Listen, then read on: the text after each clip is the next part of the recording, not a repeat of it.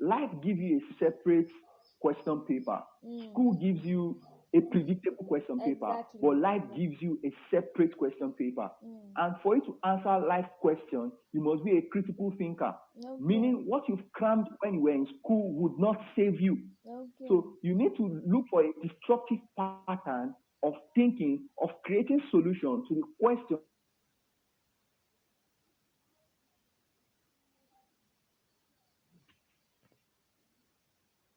Yes, I'm with you. The network caused an issue, but I think you're back now, so you can continue, sir. All right. Now, the next one is memory palace. What do I mean by memory palace? Now, I can use my room as my memory palace.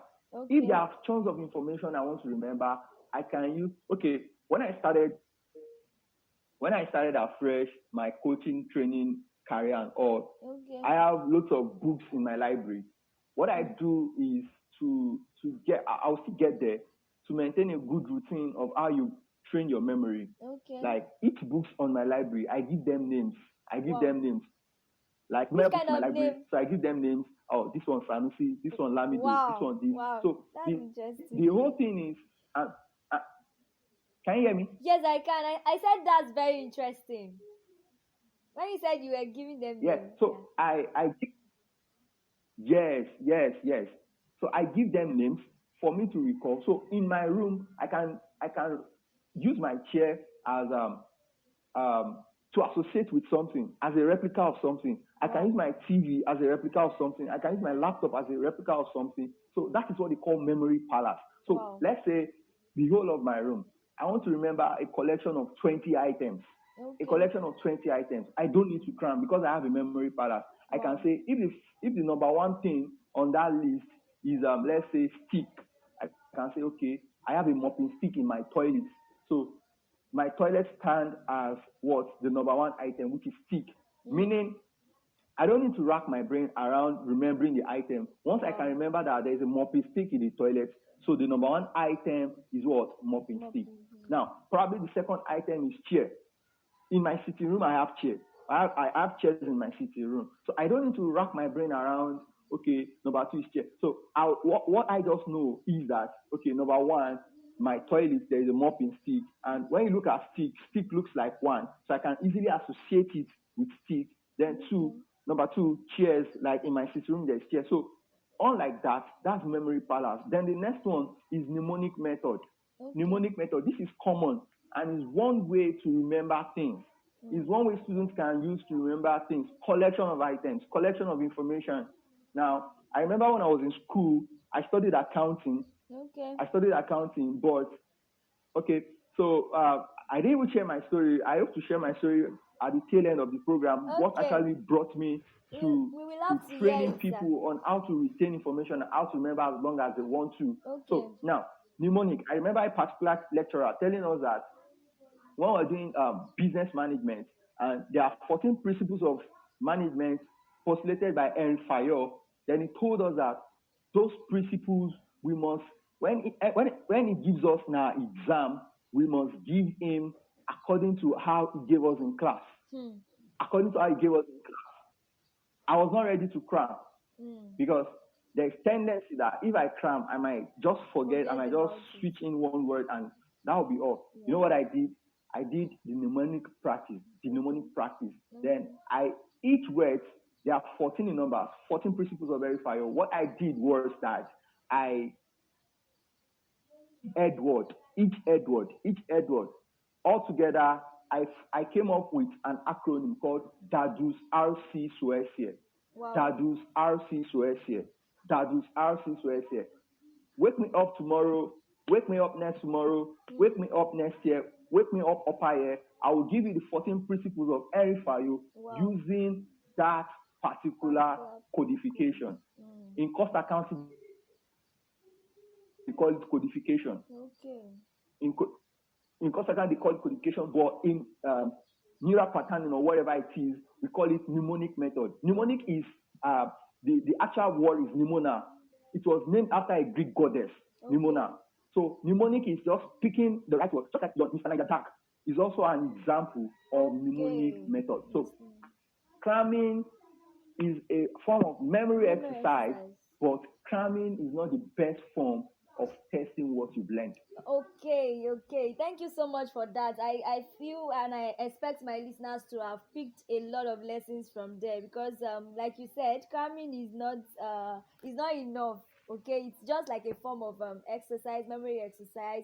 There are many strategies that you can use, just like he has mentioned, association exercise. I too do that a lot sometimes. If I want to remember something, I tend to associate it with someone I know. Okay, I know someone like that before and Oh, stuff like that. So okay. in learning stuff, please, you can, there are better ways you can do it. You don't have to cram. You can use these mnemonics. I think that one is even more better. You just name it and Mr. Niger D, something like that. With that, you can remember. I know that when I was on Yeah, campus, people do that a lot, especially when it's long. You be like, okay, let me just give it an acronym and you are there. yeah, Okay, okay. exactly. Thank you so Exactly. much for that. So, listeners, cramming is okay, but then that's not the best. You can make use of any of these strategies as he has explained.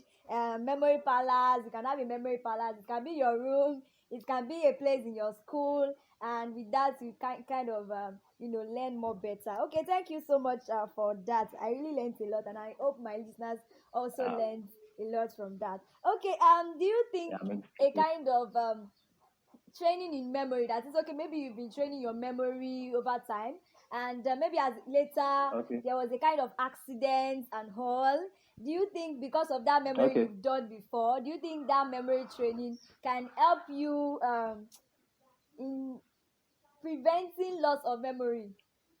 There are some Okay. accident, there are some form of accident that people tend to have, that they'll be like, okay, this person lost his or her memory and all. Do you think as a result of that it can also help? Okay. Now, this is it. There are different forms of accidents or injury that can happen to someone.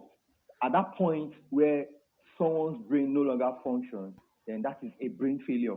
Okay. That's a brain failure. So whatever you've known, there are traumatic, there are non-traumatic accidents that happens to someone, and before you know it, they lost they lose out on their memory, amnesia, brain injury, meningitis, and all. Mm. Now, the truth is, before the accident, no amount of brain training you've done, Okay. and when the accident happens, probably there's a crack in the brain, there's a crack or whatever it is, it's going to affect. And once it affects, you need to go through a therapy, or the Okay. person needs to go through a therapy. So having a prior memory trained doesn't prevent you from losing your memory when you have an accident, Okay. a What I traumatic want to. accident, a non-traumatic accident. It doesn't prevent you from losing it. So the only thing is, after the accident, then the person can go through surgery. Now, in the course of the surgery, probably when the person is recovering, the person will now go through various forms of therapy, occupational therapy. The person Okay. can go through physical therapy. The person can go through psychotherapy. Then the person can also go through speech therapy, depending on the Okay. nature of the accident. So Okay. a prior memory trend doesn't prevent a memory loss in the Okay. course of an accident. Okay, okay. So it doesn't really okay, okay. Okay, so before you share your story, because you said you want to share your story of how you started your memory training stuff. Okay, okay. Do you think, like, based on your explanation, can we safely say that memory training can help you perform better, more better than you've ever imagined? Yes, memory training helps you perform better than you can ever imagine. Okay. You know, uh, what people call intelligence sometimes is not intelligence. We have various levels of intelligence. We have emotional intelligence, we have normal intelligence, we have people's relation intelligence, and all other forms of intelligence.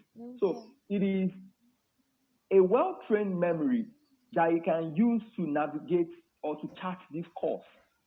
Okay, so a well-trained memory, intelligence is beyond knowing math. Intelligence is beyond knowing dy dx. Intelligence is beyond knowing integration and differentiation. Intelligence is beyond knowing cost accounting. Intelligence is beyond knowing economics. Okay. So it is at that point in time, you know, when you've trained your memory to a point that you can think critically, you can solve problems, you can solve problems. Mm. At that point, you can say you've attained a height in intelligence and education. Wow. Anything, any education that is not solving a problem is questionable. And how do you solve a problem? Through a trained memory, brain, and mind. Okay, okay. Wow, I really love that statement. Education that is not solving any problem is not education. So before you can say that you are kind of intelligent, ensure that you've been able to apply what you know.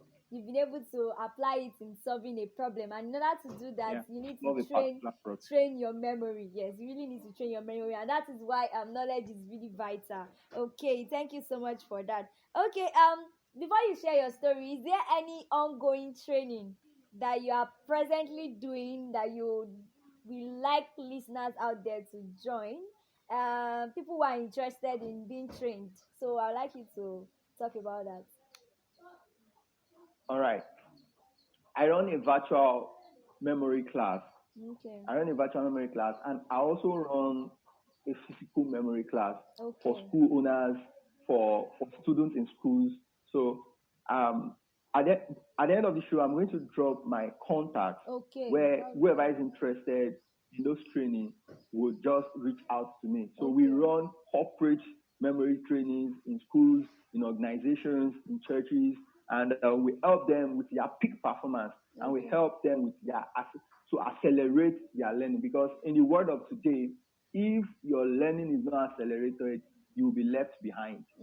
It is those that can catch in the train of information, that can accelerate their learning. Those are the people that will really, really be in hot demand in this century. Okay. So we do corporate trainings, we train schools how to maximize their brain power. We train teachers on how they can deal with with the students having memory challenge. Okay. Okay. Also. Wow, that's good. Okay.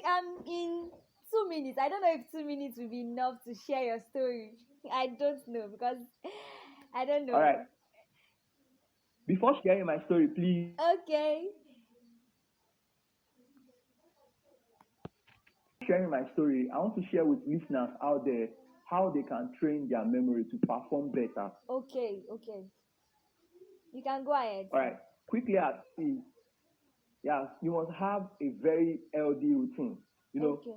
We are in social media age. We are in information era where most of the times when we wake up, the next thing we wake up to do is we wake up to see is our phone. Yes. This is an unhealthy habit that can affect your productivity for the day, and Wow. anything that affects your productivity has indirectly affected your brain. So you need to watch out for that. Then you Okay. need to avoid what I call the 3Ds.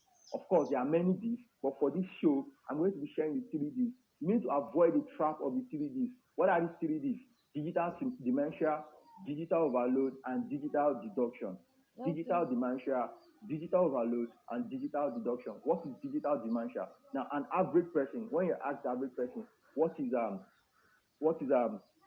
5 times 400, the person needs to punch their calculator before they can give you what the answer is. Wow. Right now, that is an exhibition of digital dementia. Now, for someone like me, if you ask me the multiples of 5 of any number, what I just need to do is just divide the number by 2. So when you ask me 5 times 400, the only thing I need to do is to divide 4 by 2, then add 1 0 to it, which Wow. makes it 2000. Wow. So it is a form of memory training also. Wow. So there are strategies in place that you can use. So instead of using your calculator every time, you can also always use your brain. So this also helps the neuroplasticity center of the brain and helps you to build. Then also digital overload. There are a whole lot of information out there that makes you get worried when you see them. These things have direct effects on your brain. Wow. So you need to watch that. You need to watch what you consume online. You need to watch those things you read online. Then the last one is digital deduction. Stop making the decision of your life based on what you see on social media. That is digital deduction. These things have a way of stressing your brain out. These things have a way of stressing people's brain out. So Wow. stop placing your life